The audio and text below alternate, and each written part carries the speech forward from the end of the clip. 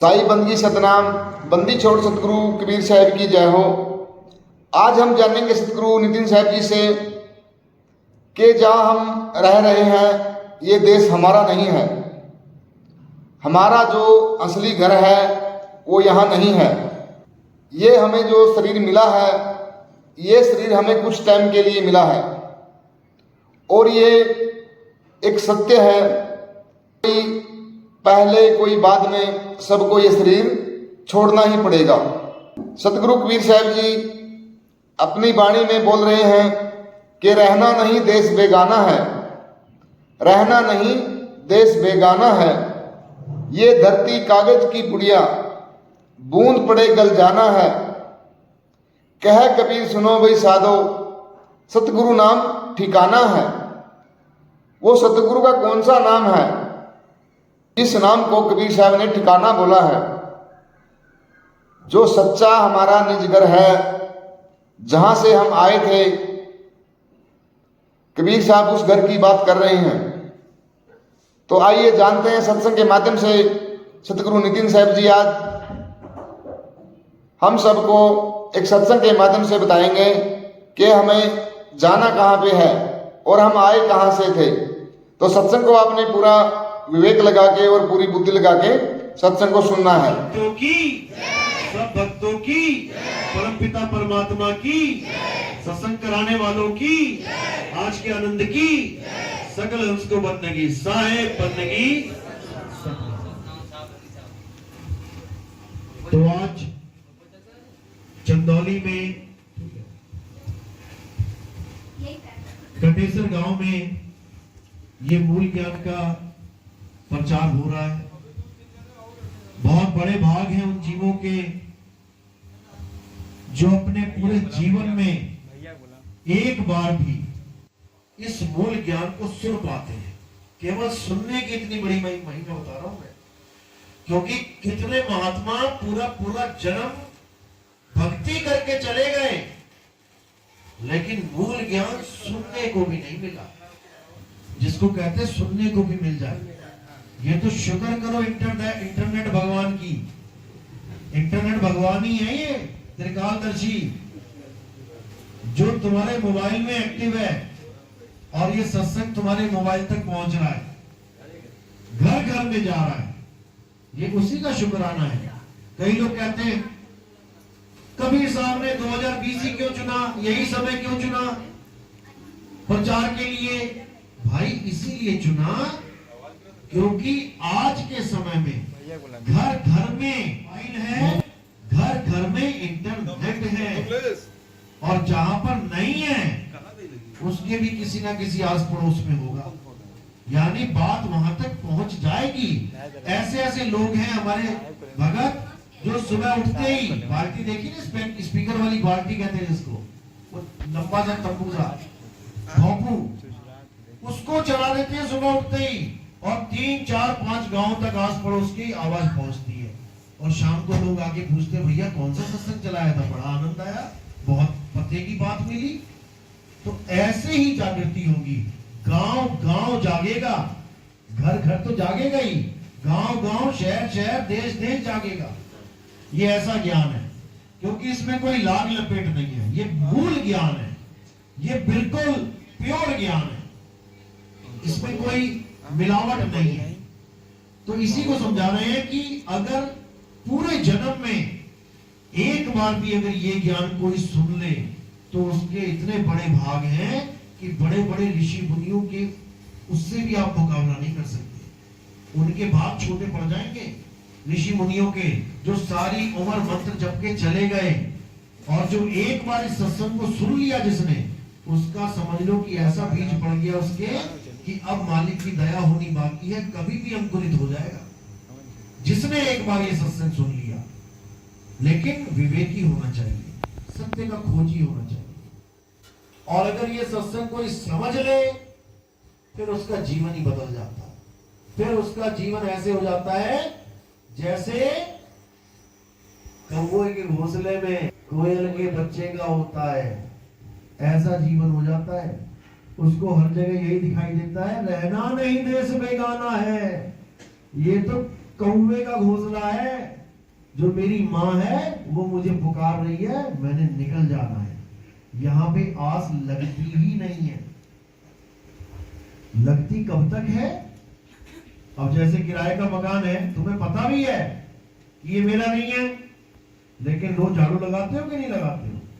रोज जाले साफ करते हो कि नहीं करते हो? बाथरूम सब क्लियर करते हो कि नहीं करते हो? सब कुछ करते हो।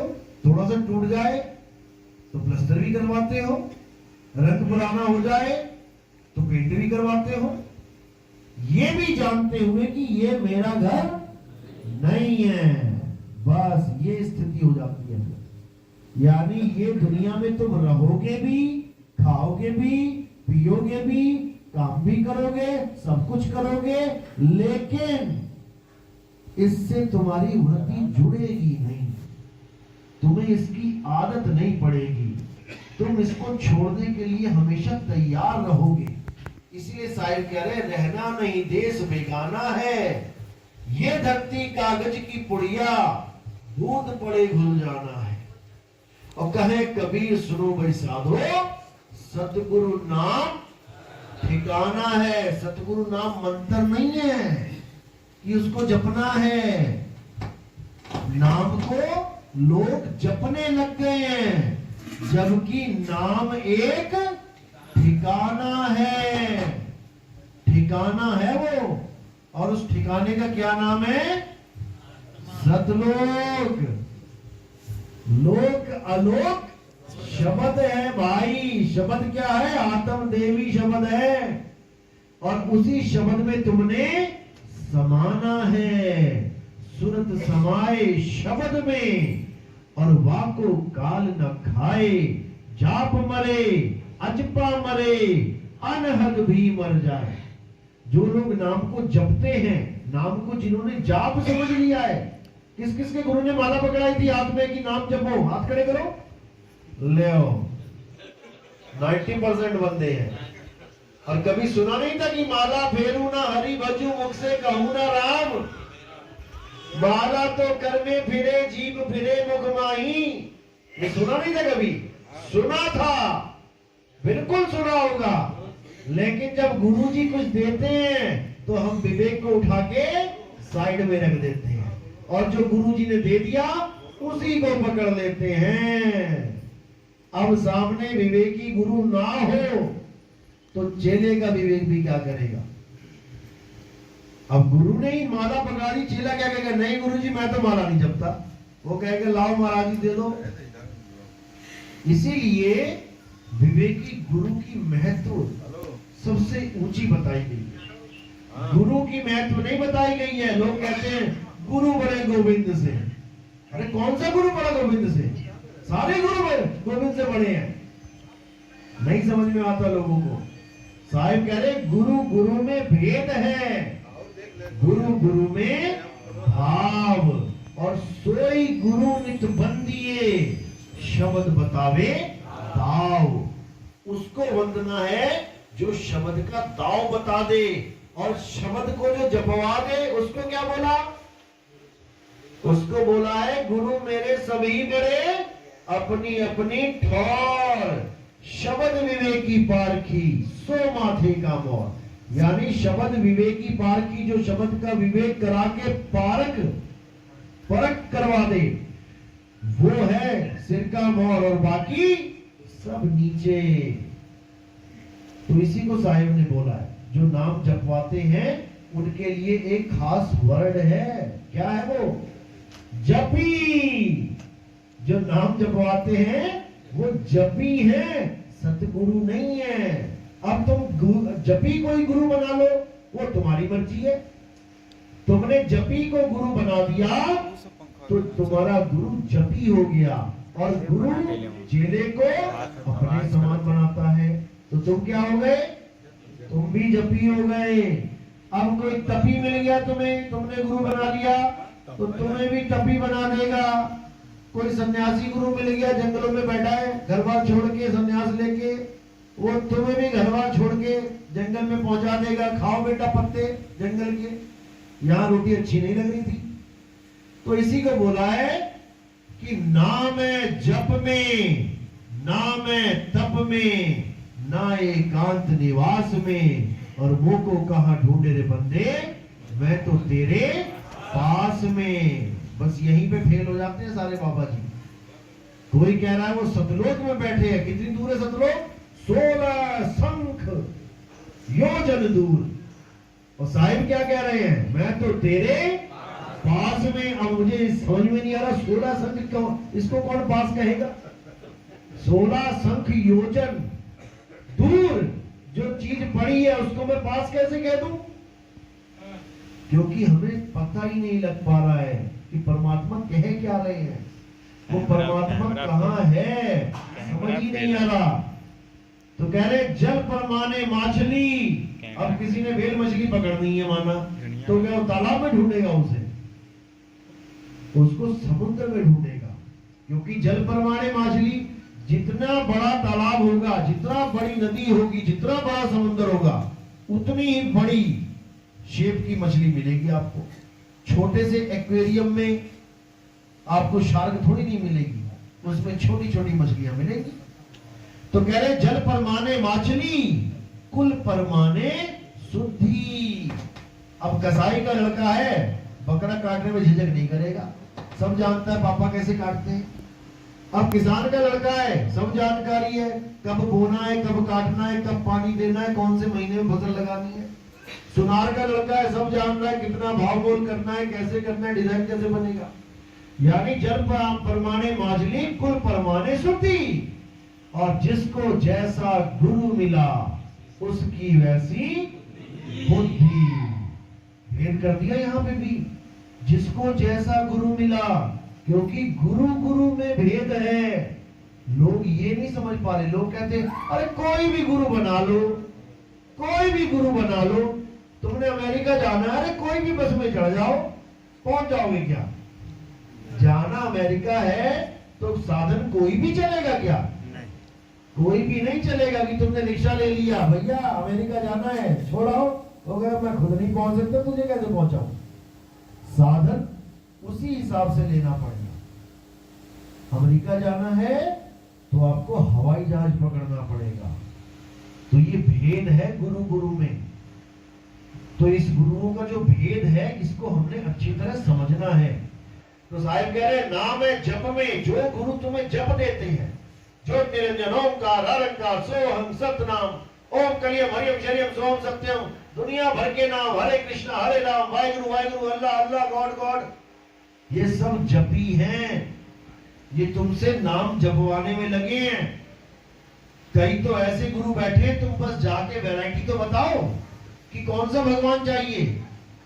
फिर देखो क्या करते हैं, तुम बोलोगे गुरुजी मुझे राम भगवान चाहिए, बेटा राम राम जप।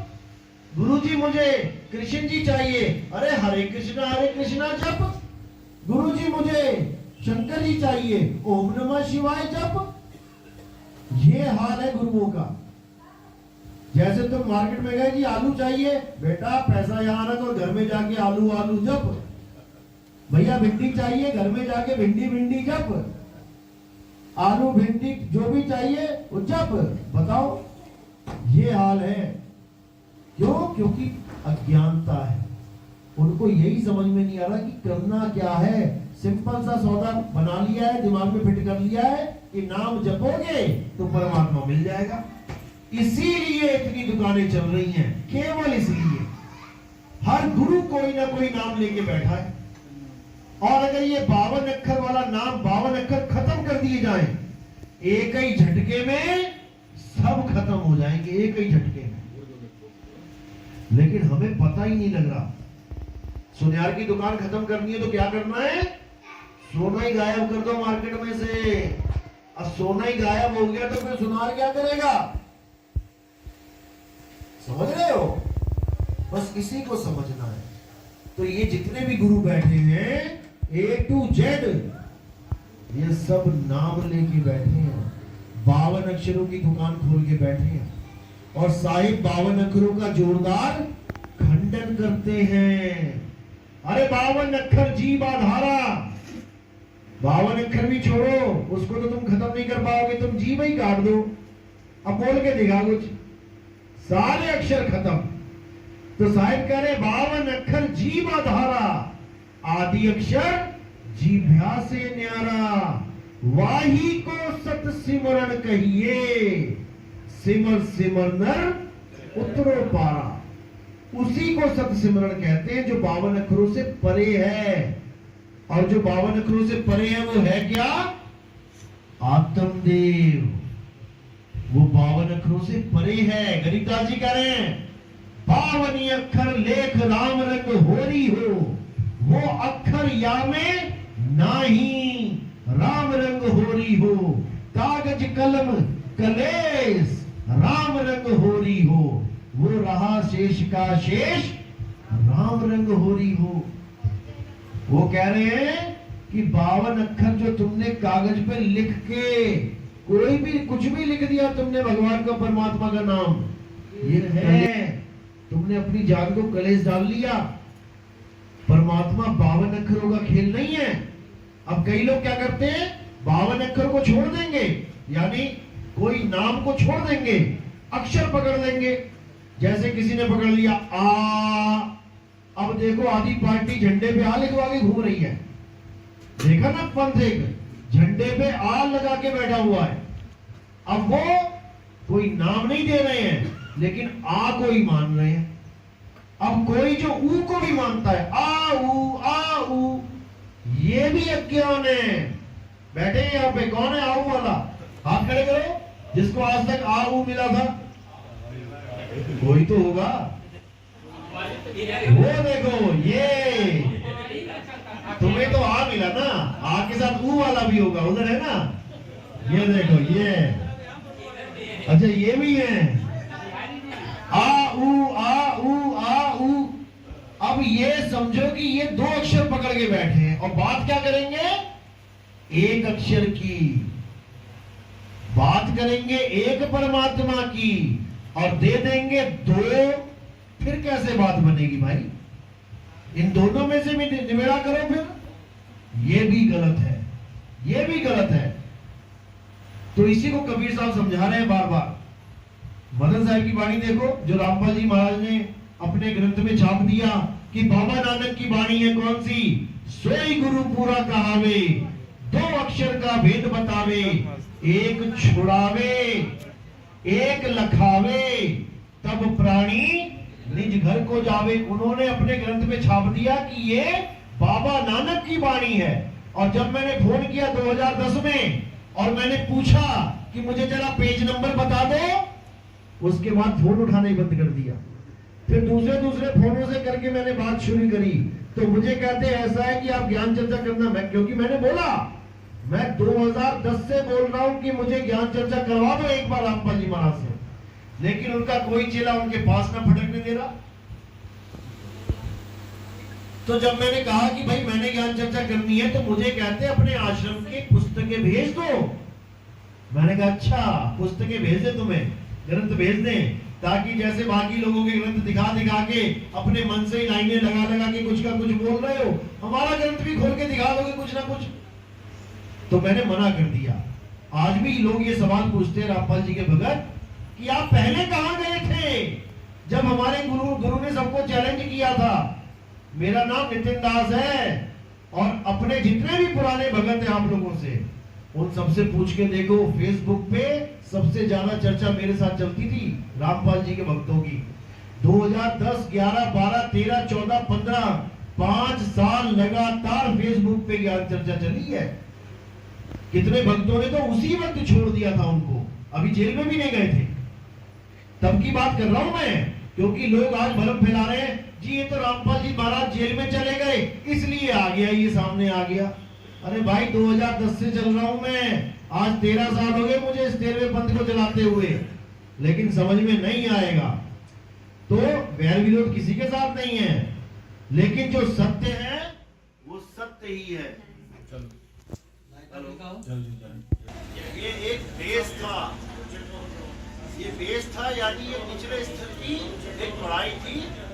इसको भी हम संतों ने एक नाम दे रखा है। क्या नाम है इसका? पवित्र ज्ञान। पवित्र ज्ञान इसका नाम है, इसको पवित्र ज्ञान कहते हैं। ये भी बहुत जरूरी है आपके जीवन में। इसीलिए संतों ने, कबीर साहब ने बोला, पवित्र ज्ञान तुम जग में भाखो और मूल ज्ञान गुप्त कर रखो। मूल ज्ञान को गुप्त रखना बहुत जरूरी है, इसको गुप्त रखना, क्योंकि अगर ये उस वक्त इन काल के दूतों के हाथ लग जाता तो आज आप यहां नहीं आते। भले वो नाम आपको ना मिलता, लेकिन मूल ज्ञान सुनना ही इतना आकर्षित होता है ये जीव कि फिर उसको छोड़ नहीं पाता और परख नहीं कर पाता कि नितिन दास क्या बोल रहा है, हमारे गुरु ने क्या बोला है, भेद क्या है, अंतर क्या है, नहीं परख पाता। तो तुम्हें ये लगता है अरे हमारे गुरु भी यही बोलते हैं, हमारे गुरु ने भी तो यही बोला है, विदे नाम, अकय नाम, अमी नाम, यही तो बोला है। इसीलिए कबीर साहब ने मना कर दिया धर्मदास जी को कि धर्मदास मूल ज्ञान मत बोलना। तो कहते पवित्र ज्ञान तुम जग में बाखो, मूल ज्ञान गुप्त कर राखो। मूल ज्ञान बाहर जो पढ़ी, बिचली पीढ़ी हंस न तरही। मूल ज्ञान तब लग छुपाई, जब लग द्वादश पंथ न मिट जाए। द्वादश पंथ कौन सा है? 12वां पंथ। किसका है ये? गरीबदास जी महाराज का। उसमें जो पढ़ाई जाती है वो 12वीं क्लास का है सारा ज्ञान। अब जो 12वीं क्लास की पढ़ाई करवाए आपको, वो कौन सी क्लास का गुरु है? 12वीं का। जो आपको गरीबदास जी महाराज की आरतियां, उनके मंत्र, उनके ग्रंथों में जो ज्ञान है, सारी भक्ति विधि वही समझाए कि वही करना है। तो 12वां पंथ कौन सा है? गरीबदास जी का। जो गरीबदास जी के मत के अनुसार, जो उस पंथ के मत के अनुसार भक्ति करेगा वो 12वीं क्लास का ही बच्चा है। लेकिन उन्हीं ग्रंथों में मूल ज्ञान की पढ़ाई भी कोड वर्ड में दी गई है। वो कोड वर्ड 12वीं क्लास का गुरु नहीं खोल सकता। वो सारे लॉक 13वीं क्लास का यानी कॉलेज का लेक्चरर खोलेगा। इसीलिए साहिब ने बोला कब खोलना है ये ज्ञान? जब 12वां पंथ खत्म हो जाएगा। कब खत्म हुआ? 11 अक्टूबर 2018 को उन महात्मा जी को जेल हो गई और 12 को वो शिफ्ट हो गए जेल में। और 13 अक्टूबर 2018 को इस मूल ज्ञान का उदय हुआ। उदय का मतलब ये नहीं है पैरे नहीं चल रहा था, समझो इस बात को। हाँ, उसका उजागर हुआ, जैसे सूर्य उदय हुआ। इसका मतलब ये नहीं उदय होने से पहले सूर्य था ही नहीं। सूर्य था तभी तो उदय होगा, यानी उजागर में आना। मदन साहिब का ज्ञान तो पहले से ही है, तभी तो ये वाणी तुम्हारे ग्रंथों में आई है। राधा स्वामी वालों ने अपने ग्रंथ में छाप रखी है, सोई गुरु पूरा कहावे, 2 अक्षर का भेद बतावे। और देते क्या है? 5 नाम। मैंने पूछा वहां कम से कम 25-30 पाठियों से मेरी ज्ञान चर्चा हुई। मैंने पूछा मुझे ये 2 अक्षर का भेद बताओ। कहते ये पार ब्रह्म में मिलेगा जाके, क्योंकि वहां लिखा हुआ है कि ये 2 अक्षर पार ब्रह्म में मिलेंगे जाके। तो मैंने उनको बोला कि भैया बताओ फिर इन दोनों में से जो मिलेंगे छुड़वाना है अगर, तो 2 क्यों मिल रहे हैं? एक ही मिल जाए। पार ब्रह्म में 2 अक्षर मिलेंगे और उसमें से भी एक छुड़ाना है, तो छुड़ाने वाला भी क्यों मिल रहा है? वो एक ही मिल जाए पार ब्रह्म में। मूर्ति बंद हो गई, आवाज नहीं निकली उनकी। मैंने उनसे यही पूछा कि कोई है जिसको पार ब्रह्म में वो 2 अक्षर मिले? पूरी संगत में 10 करोड़ आदमी है उनकी संगत में। इन 10 करोड़ में कोई एक बंदा है जिसके ये 5 नाम छूट गए हो? क्योंकि जब 2 अक्षर का भेद ही मिल गया तो सारी भक्ति खत्म, रिजल्ट ही मिल गया उसको। जवाब नहीं आया। उसके बाद अपने बाबा जी को फोन कर करके पूछा गया। वहां पे 25 पाठियों ने पिछले साल में रिजाइन दे दिया। 25 पाठियों ने टोटल मिला के भारत में हड़कंप मच गया वहां पे। अब उनके सत्संग देखो, सारे सत्संग ही बदल रहे हैं। अब इनके जितनों के भी तुम सत्संग देखो यूट्यूब पे, अब सारी हमारी भाषा बोलेंगे। तो रास्ते में आते आते धर्मदास पंथियों का, धर्मदास के वंशजों का एक सत्संग सुना। मेरा सत्संग एक एक लाइन डिक्टो कॉपी कंप्यूटर से बुलवा रहे हैं, आवाज भी अपनी नहीं दे पाए, दे ही नहीं सकते, पकड़े जाएंगे। पूरा सत्संग मेरा एक एक लाइन अपने YouTube चैनल पे डाल रखा है, क्योंकि अब कबीर साहब ने बोला था, ये नहीं बोला कोई साहब ने कि केवल पंथ ही चलेगा। कबीर साहब ने ये भी बोला है कि मिलावट करने वाले भी आएंगे और इस पंथ में घुसने की कोशिश करेंगे, लेकिन उनकी मिलावट करने नहीं दी जाएगी। ऐसा नहीं कि हमारे पंथ में मिलावटी नहीं बैठे हैं, हमारे पंथ में बैठे हैं। 2023 जो मैंने बोला था, ऐसी थोड़ी नहीं बोल दिया मैंने कि 2023 में कईयों के रिजल्ट निकल जाएंगे। जो भी भक्ति के अलावा कोई भी हरकत करने के लिए इस पंथ में आएगा, गुरुवाई करने के लिए या उगाही करने के लिए, उगाही यानी पैसा इकट्ठा करने के लिए, ऐसे भी लोग आ चुके हैं हमारे पंथ में जो तुम्हें कंपनियों के स्कीम बताएंगे, बिटकॉइन के बारे में, उसके कॉइन्स के बारे में बताएंगे कि पैसा लगा ले, 2 लाख लगा ले, 5 लाख लगा ले, 10 लाख बन जाएगा। भी ऐसे भी बैठे हुए हैं और इनकी भी खबरें पहुंच रही हैं, इनको भी पंथ से बाहर निकाला जाएगा। ये भैया कोई बिजनेस का अपॉर्चुनिटी, कोई स्टेशन नहीं है यहाँ पे कि तुम आ गए हो अपना बिजनेस चलाने के लिए। ये भक्तों का घर है, यहाँ पर भक्ति की बात चलेगी। बिजनेस करना है तो बाहर दुनिया बहुत है, वहां जाओ। यहाँ पर आके बिजनेस करके लोगों को ठग के फिर गुरु बदल के कहीं और रह जाते हैं। ऐसे भी लोग हैं, उनके भी नाम लिए जाएंगे। क्यों लिए जाएंगे? कोई दुश्मनी नहीं है हमारी, वो कहीं जहां मर्जी जाए भक्ति कर ले, लेकिन लोगों को नुकसान ना पहुंचा पाए, क्योंकि नाम यही बोलते हैं वो, मैं तो नितिन दास का शिष्य हूं।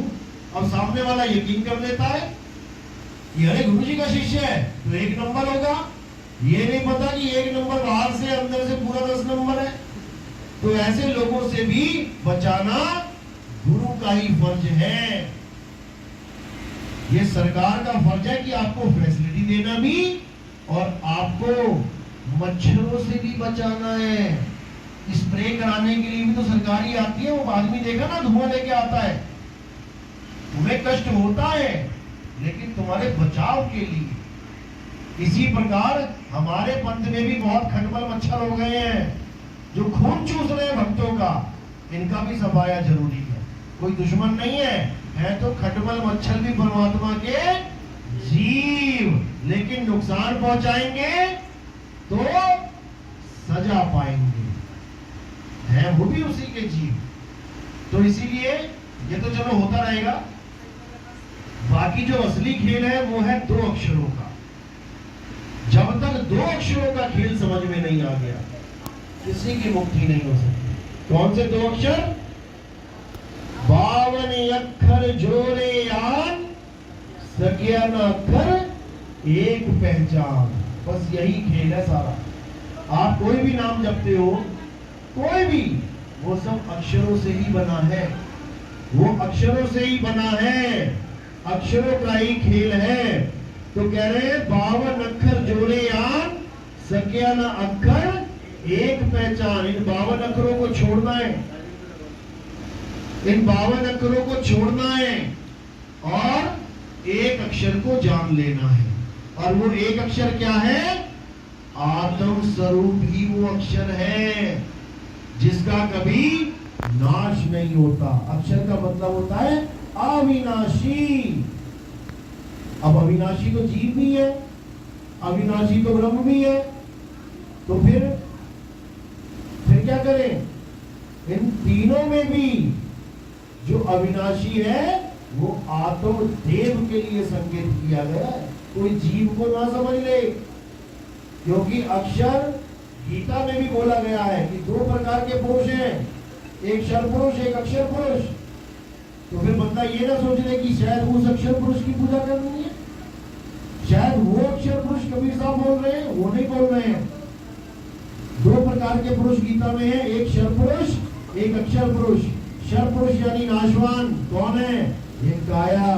अब ये पुरुष ही तो बैठा है, कोई भी कहेगा ये पुरुष बैठा है, लेकिन ये नाशवान है। अभी मुंडी पे चले तलवार, सिरकलम, यानी नाशवान पुरुष। अब एक अक्षर पुरुष है, वो कौन है? जो इस पुरुष को चला रहा है, जीवात्मा, जो अविनाशी है। ईश्वर अंश जीव अविनाशी। अब जो अविनाशी जीव है वो अपने आप को शरीर मान बैठा है, इसलिए डरता है, मुझे मत मारो।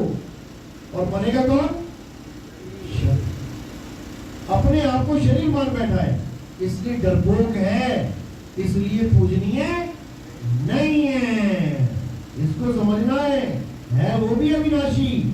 ये पारक सिद्धांत वाले जितने भी गुरु बैठे हैं, ये किसी जीव को परमात्मा सिद्ध किए बैठे हैं। ये यही बात करते हैं कि देखो जीव अविनाशी है, यही परमात्मा है। अभी इसके पीछे कुत्ता पड़ जाए तो धोती उठा के भागेगा। क्यों भागेगा? क्योंकि निडर नहीं है। जीव सोई जो जुग जुग जीवे, उत्पत्त प्रलय माही। उत्पत्त प्रलय क्या है? ये काया ही उत्पत्त प्रलय है, उत्पन्न हो रही है, प्रलय में जा रही है।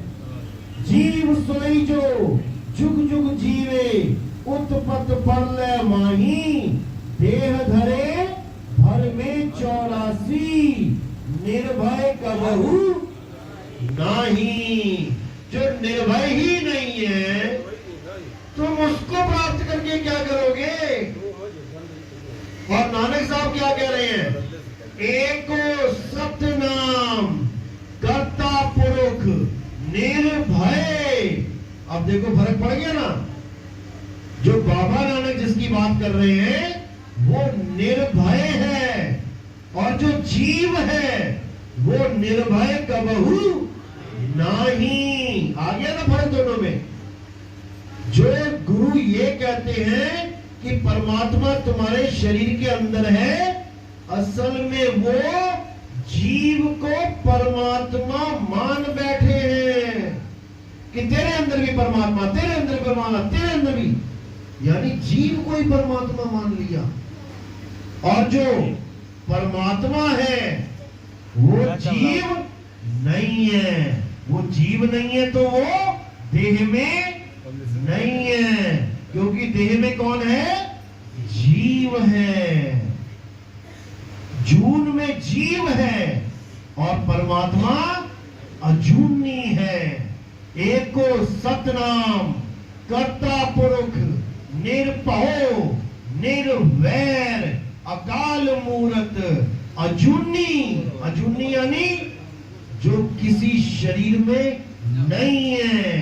अभी सुबह फोन आया एक रामपाल जी के भगत का, कहता मैंने इतना इतना इतना ज्ञान इतना सुना, लेकिन आपका सुन के अटक गया बीच में। अब समझ में नहीं आ रहा क्या किया जाए। मैंने कहा पूछो क्या करना है। कहते आत्मा बताओ कहाँ है, आत्मदेव कहाँ है, शरीर में कहाँ रहता है। मैंने कहा भाई तुझे किसने कह दिया कि आत्मदेव शरीर में रहता है? शरीर में जीव रहता है, आत्मदेव नहीं रहता। आत्मदेव की तो प्राप्ति तुम्हें करनी है। आत्म ज्ञान बिना नर भटके। नर कौन है?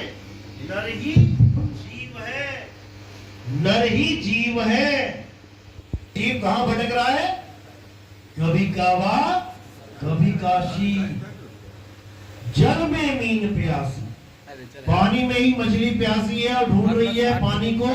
इसी प्रकार हम ढूंढ रहे हैं आत्मदेव को, आत्मा को। और आत्मा कहाँ है? आत्मा है ना आपके पास? घर तो नहीं छोड़ा है कोई? साथ में लेके आए हो ना सब? बस याद रखना वो आपके पास में है। अब ये पास कहाँ है? इसी को जानना भेद प्राप्त हो जाना कहलाता है कि गुरु से भेद प्राप्त करो। जपो नहीं कि गुरु से मंत्र प्राप्त करो।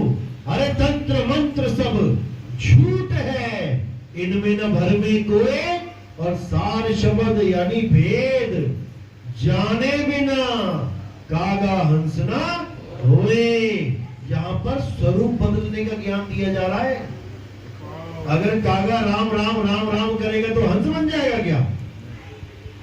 यहां रूप बदलने की बात है, कागा हंस ना होए। अब रूप कैसे बदलेगा? कागा कौन सा रूप है? कागा क्या है? कौवा। कौवा है ना? कहां है कौवा इस वक्त? कहां है कौवा? डाल पे बैठा है, गाँव गाँव कर रहा है। ये बैठा है कौवा, ये कौवा बैठा है। अब इस कौवे को क्या बनाना है? हंस बनाना है। कागा से हंसा किया और करत न लागी वार। बिल्कुल देर नहीं लगेगी, जैसे ही समझ जाओगे वैसे ही काम शुरू हो जाएगा, सफाई चालू हो जाएगी। यानी तुम अभी अपने आप को देह मान बैठे हो। कितने आदमी हैं? हाथ खड़े करो। आदमी आदमी लोग हाथ खड़े करो। आदमी आदमी करो, केवल केवल आदमी आदमी। देखो 4-5 ने खड़ा कर दिया, क्योंकि वो अभी अपने आप को आदमी मान रहे हैं। अपने आप को आदमी मान रहे हैं, इसलिए हाथ खड़ा कर दिया। क्या तुम आदमी हो? आदमी क्या होता है? मनुष्य क्या है? मनुष्य एक चोला है। मानुष्य चोला दुर्लभ है। मनुष्य चोला है, तुम चोला हो क्या? तुम चोला नहीं हो। अब जो जो समझ रहा है कि मैं चोला हूं, वो है कागा। और जो समझ जाए कि मैं आत्मा हूं, वो हो गया हंसा। ये भेद है दोनों में, यही समझना है। अब कागा क्या करेगा? कागा मंत्र जपेगा, क्योंकि कागा को मंत्री जपने बेचारे को क्या करे, वो हंसा तो बन नहीं सकता। लेकिन जो हंस है वो मंत्र नहीं जपेगा, वो अपने स्वरूप को प्राप्त करेगा। यही गीता में समझाया, लेकिन ये गीता को पढ़ने वाले समझ ही ना पाए। आज बड़े से बड़े कथावाचक गीता के बड़े बड़े मंच लगा के बैठे हैं, पूरा पूरा दिन गीता ही बोल रहे हैं, लेकिन अपने स्वरूप को नहीं जानते, अपने स्वरूप को नहीं जानते। और गीता क्या कह रही है? हे अर्जुन, जो अपनी आत्मा में रमण करते हैं, जो अपनी आत्मा में तृप्त हैं, जो अपनी आत्मा में संतुष्ट हैं, उन्हें किसी धार्मिक कर्म कर्तव्य को करने की जरूरत ही नहीं है, जरूरत ही नहीं है। लेकिन कौन समझाए ये लाइन? इनकी दुकानें खत्म हो जाएंगी सबकी, क्योंकि आत्मा के अलावा जो कुछ भी है वो धार्मिक कर्म कर्तव्य ही है। तो आत्मज्ञान के अलावा ये जो कुछ कर रहे हैं वो वही सब चल रहा है। अगला श्लोक क्या कहता है? आत्म स्वरूप सिद्ध व्यक्ति को किसी अन्य जीव पर निर्भर रहने की आवश्यकता नहीं रह जाती। बिल्कुल क्लियर। कितने लोग ये आस लगा के बैठे थे कि बाबा जी आएंगे, सतलोक ले जाएंगे? हाथ खड़े करो जरा। अरे ऐसा मत करो, केवल एक दो ही खड़े कर रहे हो, और सारे इंतजार में बैठे थे। सारे बाबा जी आएंगे, सतलोक ले जाएंगे। जब सतलोक ले जाएंगे तो फिर बाबा जी ये क्यों बोल रहे हैं कि तेरा परमात्मा तेरे घट में है? जब घट का परमात्मा ही मिल गया तो बाबा जी कौन से सतलोक लेके जाएंगे भाई? जब यही प्यास बुझ गई तो बाबा कौन सी नदी में डुबकी लगवाएंगे जाके? यही नहीं समझ में आ रहा किसी के, क्यों ज्ञान ही नहीं पा रहा कि चक्कर चल क्या रहा है। ये चक्कर है निर्गुण और सरगुण का। काल चक्र चक्की चले, बहुत दिवस और रात, निर्गुण सरगुण दो पातले, तामे जीव पिसाद। उसमें जीव पिस जाएगा। कौन? जो सरगुण और निर्गुण में अटक जाएगा, क्योंकि परमात्मा ना सरगुण है ना निर्गुण है। अरे निर्गुण सरगुण द्वंद पसारा और दोनों पड़ गए काल की धारा। अब ये वाणी बोलने वाले भी गुरु बहुत है, कहते हैं परमात्मा निर्गुण नहीं है, सरगुण नहीं है। उनसे पूछो कौन है, तो कहते हैं लाठी वाला बाबा है। भक्ति करोगे, जब वहां पहुंचोगे तो बाबा लाठी लेके खड़ा है। मैंने कहा लोग तो कहते रहे यहां से तुम एक पैसा नहीं ले जा सकते, बाबा लाठी लेके पहुंच गए। खुद तो मुक्त हुए और लठिया को भी मुक्ति दिलवा दी। ऐसे ऐसे लोग बैठे हैं और उनसे कुछ बोलो तो कहते साच कहूं जग मारन घावे, और झूठे खोपती आई हो, और कहे कबीर सुनो भाई साधो झूठ कहा ना जाई हो। झूठ नहीं बोल सकते हम, जो सत्य है वो सत्य ही है। बस आपने सत्य को परखना है, तभी आप सत्संगी कहलाएंगे, नहीं तो आप सत्संगी हो ही नहीं सकते। तो दो ही प्रकार के तत्व है इस दुनिया में, असत्य और सत्य। हे अर्जुन, असत्य क्या है? असत्य ये शरीर है। शरीर यानी 5 तत्व। जब ये 5 तत्व असत्य हैं तो सारा संसार नजर घुमा के देख लो, क्या है? 5 तत्व है, तो सारा संसार ही असत्य है। तो जो भी तुम्हें संसार में दिख रहा है वो असत्य है। तो कृष्ण जी कहां दिख रहे हैं? संसार में। राम जी कहां दिखे? संसार में। हनुमान जी या कोई और गुरु पीर पैगंबर, यहाँ तक कि मैं भी दिख रहा हूँ संसार में, यानी यहाँ सत्य कुछ भी नहीं है। अब जो नहीं दिख रहा है उसको भी जान लो। हे अर्जुन, आत्मा ही सत्य है, केवल आत्मा सत्य है। जो तुम देख सकते हो अपनी आंखों से वो सत्य नहीं है। गोचर जहां तक मन जाई तहां लग माया जानो भाई। तो भैया गुरु जी का शरीर भी तो मैं इन आंखों से देख रहा हूं, वो सत्य कैसे हो गया? लेकिन भाव के चक्कर में आके असत्य को बंदा सत्य मान लेता है। इसीलिए कबीर साहब ने अपनी भक्ति को क्या बोला है? हमारी भक्ति भावातीत है। तुम्हारे भाव का अचार नहीं डालना हमने कि तुम्हारे भाव हैं जी। कई लोग कहते हैं आप कबीर पंथी हो, कबीर साहब की मूर्ति नहीं पूजते। मैंने कहा उससे क्या होगा? अरे भाव होते हैं। मैंने कहा अच्छा, तुम्हारे भाव होते हैं, और जो राम जी की मूर्ति पूज रहा उसके भाव तुम कहते हो काल का दूत है, ये पत्थर पुजैया है। तुम क्या हो? तुम भी पत्थर पुजैया हो। कबीर साहब ने ये नहीं बोला कि राम जी की मूर्ति को, श्याम जी की मूर्ति को घर से निकाल दो। कबीर साहब ने बोला पाथर पूजे हरि मिले। चाहे कबीर साहब की पत्थर की मूर्ति बनी हो, 2 फुट की छोड़ो 2000 फुट की बनी हो, तब भी तुम्हारी आरती की थाली उस पत्थर के आगे नहीं घूमनी चाहिए। तब तुम विवेकी पुरुष हो।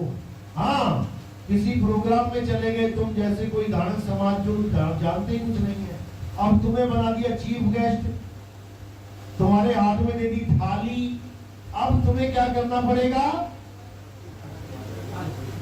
घुमा देना है केवल प्रोग्राम के लिए कि भैया ठीक है तुम लोग मानते हो, ठीक है, लेकिन भाव नहीं रखना है उसमें कि मैं अपने भाव की वजह से कर रहा हूं। क्योंकि भाव अगर असत्य से जुड़ गया तो तुम्हारी मुक्ति नहीं होगी। क्यों? ध्यान मूल गुरु रूप है, पूजा मूल गुरु पांव, मंत्र मूल गुरु वचन है, मोक्ष मूल सद्भाव। जो तुम्हारे भाव हैं ये केवल सत्य से जुड़े होने चाहिए। बाकी जो कुछ करना पड़ रहा है फॉर्मेलिटी में कर सकते हो। जैसे सास कह रही है बेटी आज तो शिवरात्रि है, आज शंकर जी की पूजा करेंगे, आज आरती करनी पड़ेगी। अब लड़की है जो बहू कबीर पंथी, ऐसे भी घर है, अब पहुंच गई वहां पे। अब किसी 12वें पंथी की चीली होती तो वहां लठ बच जाते। क्यों? नाम गंड हो जाएगा। आरती घुमा ली तो नाम गंड हो जाएगा। तिलक लगवा लिया नामखंड हो जाएगा, यही सब चलता है। हमारे यहाँ ये नहीं चलता। हमारे यहाँ क्या है, भाव तुम्हारे सत्य से जुड़े होने चाहिए। तुम्हारी सास ज्यादा परेशान कर रही है, ठीक है, थाली घुमा दी, दे दी, क्या चला गया, कुछ नहीं गया, उसके भाव को भी ठेस नहीं लगी और तुम्हारे भाव भी सत्य से जुड़े रहे। इसमें नामखंड वाली क्या बात है। एक पड़ोस में एक छोटा सा मकान बनना था, मैं वहीं था, एक भगत आया मकान बनाने के लिए, वो क्या नाम है, मिस्त्री था। अब वो उन्होंने शुरू में पूजा पाठ करते हैं, मिस्त्री के हल्का सा चंदन लगा दिया, वो लाल सा क्या होता है, मिस्त्री तो तितर हो गया, वहां से भाग गया एकदम। कहता भाई मकान तुम्हारा बाद में बनाएंगे, पता लगा मुझे गाल खा जाए, जाके नाम शुद्ध करा के आया पहले। 3 घंटे लगा दिए उसने आने जाने में, नाम शुद्ध करा के आया कि जी टीका लगा दिया था, किसी ने नाम खंड हो गया, बताओ। अरे कमाल के लोग हैं, गजब ही हो गया है। तो ऐसा भाई कुछ नहीं होता है। नाम अखंड और सब खंडा, सार शब्द गर्जे ब्रह्मंडा। इतना समझ लो कि नाम कभी खंड हो ही नहीं सकता। तुम्हारी मर्यादा खंड होती है, दारू पी ली, मीट खा लिया, उस मर्यादा को संभालो तुम बस। नाम को क्या कोई खंड करेगा, नाम कभी खंड नहीं होता, क्योंकि ये लोग नाम को जानते ही नहीं है कि नाम क्या चीज है, इसलिए लग जाते हैं बोलने नाम खंड हो गया, नाम खंड हो गया। तो इन सारे भ्रमों से ऊपर उठना है और केवल सत्य को जानना है। सत्य है आत्मदेव, उसी को सार कहते हैं।